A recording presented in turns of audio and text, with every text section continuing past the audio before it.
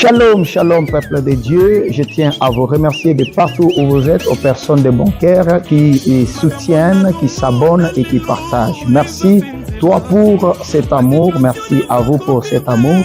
J'ai une petite exhortation que je voulais partager en ce moment. Nous sommes dans le livre de Josué.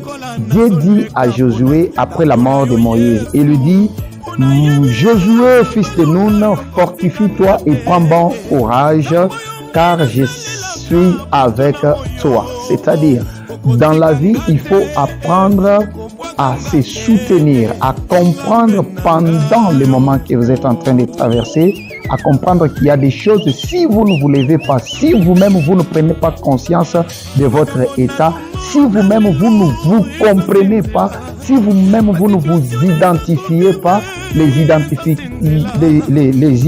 des hommes seront des identités très éloignées.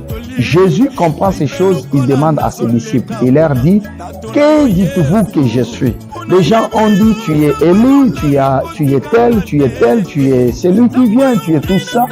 Mais Jésus, sachant son identité, quand Pierre a touché à l'identité de Jésus-Christ, Jésus lui dit: ce n'est ni la chair, mais c'est l'Esprit, l'Esprit de Dieu qui est en toi, qui t'a révélé ces choses.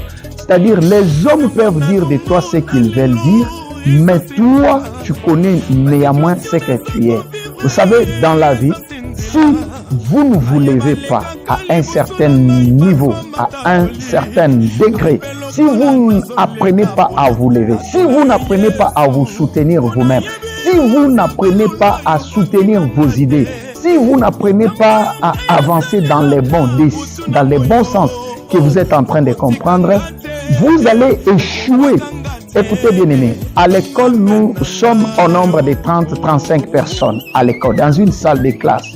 Il arrive que c'est le même professeur qui donne les cours, mais les jours de la proclamation, il y a les premiers, les deuxièmes, les troisièmes, les quatrièmes, les cinquièmes, et même celui qui a échoué. Celui qui a échoué là, il n'a pas échoué parce qu'il n'a pas payé les frais scolaires, parce qu'il ne venait pas à l'école. Non, il a échoué parce qu'il ne comprenait pas qu'il étudie pour soi-même. Lui, il croit qu'il étudie pour les autres. Non, je voulais dire à une personne: ta vie, tu ne le fais pas pour les autres, ta vie, tu le fais pour toi-même. Si tu comprends ça, que ta vie, tu vis d'abord pour toi-même, avant de le comprendre pour les autres, tu vas réussir la vie et tu ne vas pas échouer.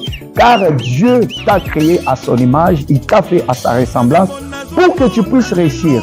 Genèse chapitre 1er, le verset 26, la Bible dit: Dieu dit, faisons l'homme à notre image. Moi, je n'ai jamais vu l'image de Dieu échouer. Non, parce que David même dit: j'étais jeune et j'ai grandi, j'ai vieilli, et je n'ai jamais vu un juste abandonné, ni sa postérité mendiant le pain. Tu ne mendieras pas le pain, tu ne demanderas pas le pain, tu ne mourras pas tel que tu es, tu réussiras tant que tu vivras, tant que l'Éternel est de ton côté, même si les hommes ne savent pas te bousculer, ne savent pas t'encourager. Encourage toi-même, fortifie-toi, parce que Dieu dit à Josué, il lui dit: fortifie-toi. La première des choses est de se fortifier.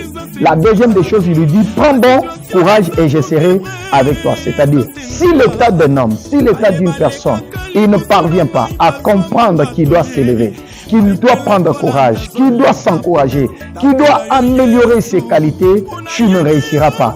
La réussite, déjà, 1% de la réussite, c'est la réussite. 2% dans la réussite, c'est la réussite. 30% dans la réussite, c'est la réussite. 100% de la réussite, ça s'appelle réussite. Que Dieu vous bénisse.